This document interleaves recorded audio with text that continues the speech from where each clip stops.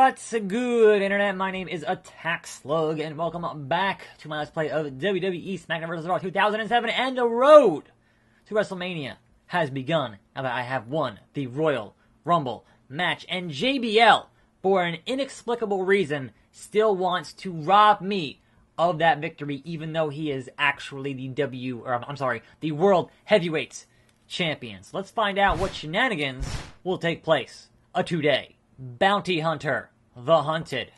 All right, we're gonna have a cameo from Dog. Is Dog the Bounty Hunter gonna guest host Raw? Or no? I guess this was before the guest host era, but still. A price on the head of Attack Slug. JBL has placed a $100,000 bounty on the head of the #1 contender for the World Heavyweight title. JBL told WWE.com it should be me going to Mania to compete for the World Heavyweight title. He's literally the champion.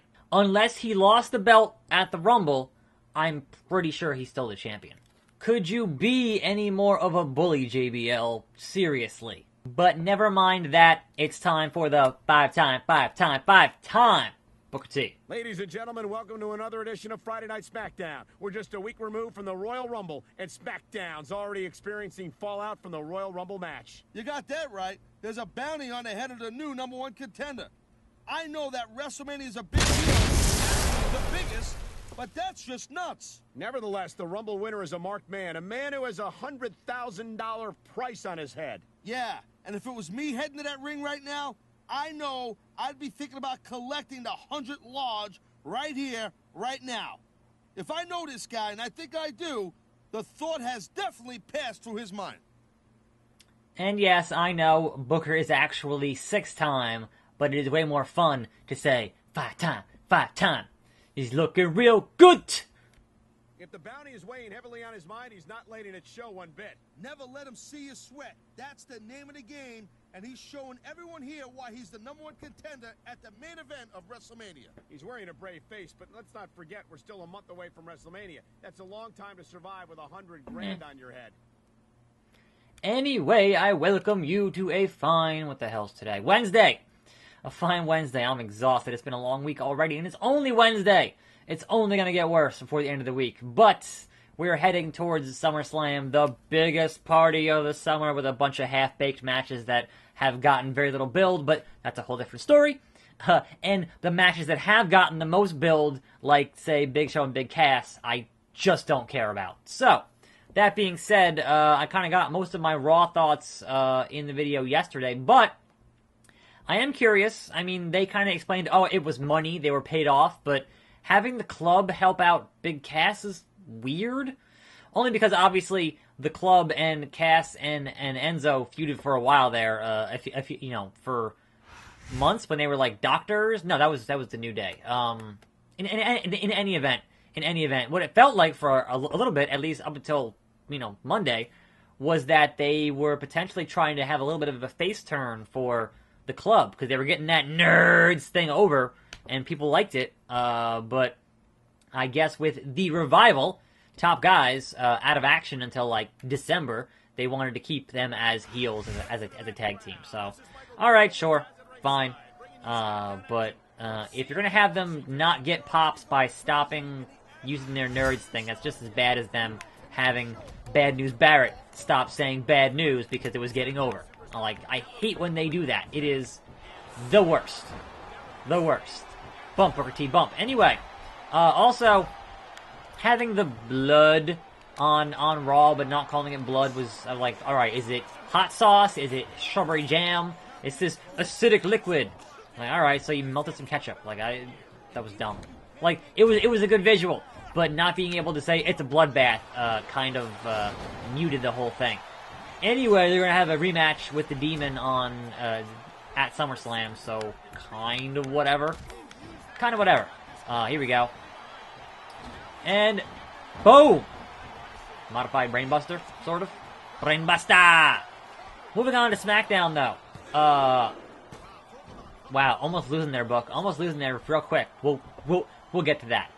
Moving on to SmackDown, we have, I had concerns about how they were going to handle Nakamura and Jinder, considering the content of Jinder's promos for the past several months against Randy Orton and anybody else who was, American, etc. I'm like, well, that's not going to work against Nakamura. How are they going to handle that? And apparently the solution to handling that is to not handle that. Is to just kind of ignore it entirely and have very little interactions between Nakamura and Jinder before the show. So they kind of had a little bit of a face-off on SmackDown, and that was kind of it. We didn't get any real long time for promos.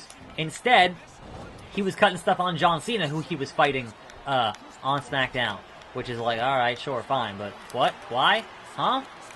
So yeah, they kind of just got around it by just not doing it, which, a lot of the matches seem to kind of have very minimal build, and perhaps they'll go somewhere after the match, like, say, Randy Orton and Rusev will go somewhere and, have a thing happen, but as of right now, it seems pretty, there we go, it seems pretty just half-hearted. It's just, why should I care about Rusev and Randy Orton? Why should I care about John Cena and Baron Corbin, who, believe me, I'll get to here in a second. Why should I care? I don't actually know. Oh no! The Mick Kick. Which, hey announcers, Mickie James' finisher is called the Mick Kick. Try calling it. It's literally her finishing move. What are you doing? Nice power slam. Also, speaking of things that I don't know what the hell they're doing with, Lana and Tamina are getting way more TV time than I would have ever anticipated, and it's largely not very good. So I don't know where they're going with these amateur acting classes, but it's not helping. Have them work matches. The backstage or the pre-recorded video stuff is working really well for Breezango. They're getting way over on that, whereas Lana and Tamina not so much. Just putting that out there. And Booker T actually holding his own here pretty well. So, woo! Doing those chops in honor of the Nate, who had apparently colon surgery was the word on his actual surgery, and is still, as far as I know, in critical condition. So, thoughts and prayers with the Nate. Come on, Nate. Kick out. Kick out. Anyhow, where else was SmackDown? Oh, no. Speaking of non-SmackDown news, we have the starting of the roster reveal for 2K18. And a handful of screenshots of guys like Kazawa and Sanity and whatnot. And spoiler, people who are not on top, or who were not on top when the game was getting made, like, say, Jinder, do not look as good as guys like Seth freaking Rollins and Randy Orton and, top guys. Not the Revival, top guys. That kind of thing. So, that's always it's the same every year. They put more attention on their actual top guys than, everybody else, because that's kind of what they do. Anyway, if Booker wins this match, I swear, Book, I swear, I've been doing so good. Do not. I mean, this match has no real consequence because, I'm still in the main event at WrestleMania, and they can't stop me from doing that. I mean, I don't think they can. But, yeah. In any event, you guys know I am not the kind of channel that's going to sit here and do individual videos for every single roster reveal. That is asinine. It is much easier to say, hey, here's me on Twitter. Here's the links to the screenshots. Go look at them. Because everyone and their mother will do videos. So that's the bookend? On screenshots. That's kind of the most useless thing in the world. It's like, oh, here's some screenshots. Look at them. I'm like, no, that's not. If there was substantial new information, then sure, I'll do a video. Or if the screenshots were like, hey, CM Punk, then sure, that deserves a video. Anything else, no. Sorry. Not really. Not really. Pinfall, rope break. That's okay. That's okay, Book. Because you get... Oh, no! You get... Nope. Booker T, stop interrupting me from giving you a slug sploder. Slug Sploder City all day, all night. What you gonna do when the slug Sploder runs wild on you? 3 count. Thanks, Book. Now where's JBL to interrupt things? Looks like we got a couple of bounty hunters here, Cole. Uh-oh. And that man's having none of it. Who we got? Regal and Hardcore Holly. I can't blame him, Cole. It ain't his fight. But Book, you are King Booker. Wait, what's this? He changed his mind, Cole. He wants Holla to holla. fight for himself. Looks like a tag team match, player. No, I don't think that's it. Atomic drop. What? Big Holy old clothesline. smokes, he's on fire. He's cleaning house. He's not here for the bounty. He's here to stop the mugging. Man. What a guy. Don't you No know man, Teddy no. Long runs this show? You don't want to have 4 guys in the ring at the same time. It's bad news. All right, Well, Teddy. well. Make it a Look tag who team it match. is. The man who stuck his nose in where it didn't belong. You better be careful, pal, because that's a good way to lose it. Tell me, he didn't just say That's that. supposed to be some kind of a threat. Wow, I can see you got all the brains in your family. Yeah, that's supposed to be some kind of threat. You stay out of my business, or my business becomes your business. And believe me, you don't want that. Yeah, you're right. I don't want that. But when you started putting bounties on superstars, I started to wonder if I'm going to be next. Don't be ridiculous. You haven't got anything I want, pal. But he's royalty. All right, listen up. I've got a match against one of the guys who tried to cash in on your bounty last week. And I just had a bad conversation in the parking lot with a man who wants you taken out of the WrestleMania picture. That makes me think I've got an unwanted surprise coming my way. You didn't ask me to help you last week, but I did. Now, I'm calling in that favor.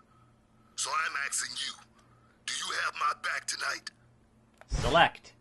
Choose to manage Booker. Choose to let Booker fight his own battles. Well, you know what? Booker T had my back, so I will have his back. Unfortunately, that's probably going to end up giving us a tag team match at some point, playa. But let's go back up Booker. So it's Booker T and Hardcore Holly, and I'm in the corner, and so is William Regal, because of course he is. You got to give these guys credit, Taz. Despite superstars putting bounties on each other's heads, it's nice to see that there's still a code of honor around here from time to time. Take it Where down am a I? notch there, sizzle chest. This ain't nothing but safety in numbers, Cole. They both wind up getting jumped if they didn't stick together. Well, all right then. Where am I? Am I already at ringside? What happened? There I am. Yep, I'm just standing there in the corner, like, yay, Booker. I know it's old news at this point, but I still can't believe these two would sell their souls like this, even for $100,000. Hey, everybody's got a price, Cole. And let's see, 100 divided by 2, carry the 1, 50 G's a piece. That price ain't nothing to sneeze at.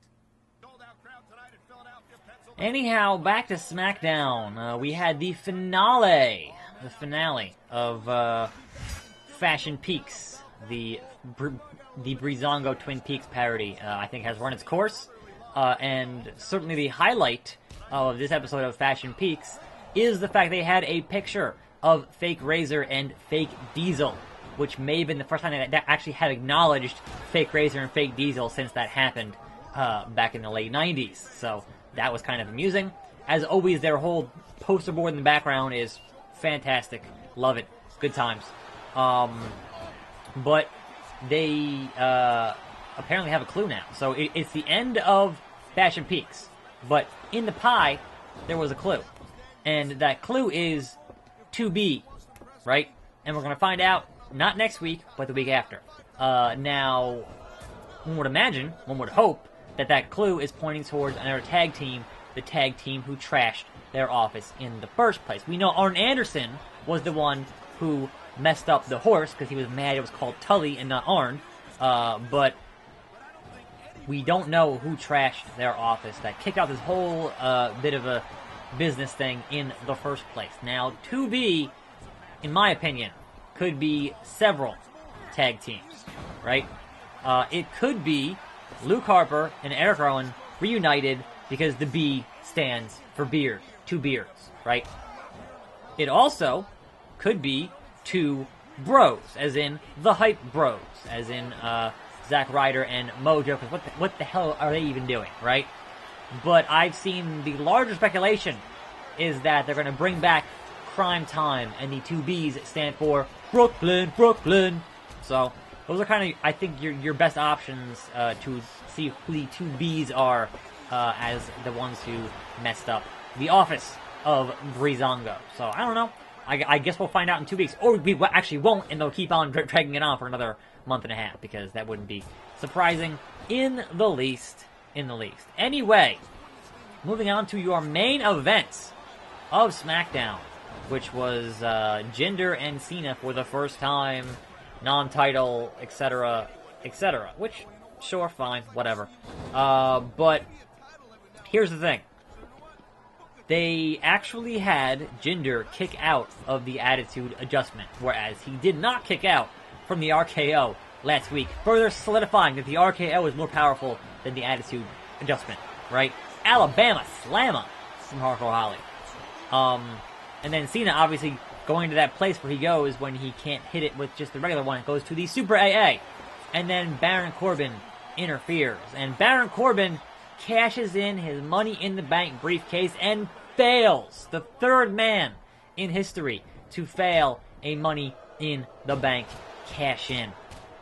And also, now, that is officially the shortest WWE title match in the history of the title at 6 seconds. Previous records being 8 seconds. So 6-second match. So who did Baron Corbin piss off? Like, whose Cheerios did he take a dump in? Because man, that's pretty sad that not only did he lose, but he lost in a record time of 6 seconds. So I suppose that further calls into question what they're doing at SummerSlam. Because I think a lot of folks were assuming that regardless of who was going to win at SummerSlam, either Jinder or Nakamura, that we would see a Baron Corbin cash-in, succeed or fail, that there would have been a cash-in at SummerSlam. Not at the SmackDown before SummerSlam, and certainly not in a 6-second loss of that briefcase. So, I don't know. It's weird. Also, a fun fact that all 3 of the failed cash-ins involved John Cena in some manner. So, he's kind of cursed, I suppose, when it comes to that briefcase. Anyway, I don't care about this match at all, and I hope it ends soon. So, whatevs. I'm sure this entire thing is just to have a cutscene after the match. So, that's fine. Whatever. Solid steel chair. Can't get DQ'd if I'm not in the match. What? No, I wasn't in the match! What? Hey, just want to thank you for watching my back last week against those goons. I appreciate it. And I'm going to return the favor tonight in your match. See you out there. So not only was there no cutscene after the match, but we learned that if a manager hits a manager outside of the match, outside of the ring, the ref calls for a DQ. So, alright, sure, fine, whatever. Anyway, I'm Attack Slug. More videos every day, and I'll see you next time, right here on this channel, and I'm out.